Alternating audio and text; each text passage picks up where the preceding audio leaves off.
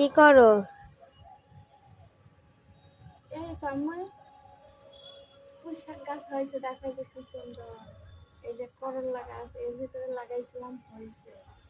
তাই জন্য যে ছোট্ট করে একটা জানলা দিলাম, জানলা করে এই যে গাছগুলো যে উঠাই দিই, যাতে সুন্দর এগুলোর সাথে এই হয়ে থাকে। সুন্দর হয়েছে না আম্মু? দেখো তো আমার জানলাটা কেমন সুন্দর হয়েছে। দেখো সবজি চাষ করছি ছাদের উপরে। এর আগে কেটে কেটে খাইছি পুঁই শাকগুলো, আবারও হয়েছে। অনেক সুন্দর হয়েছে না? হুম।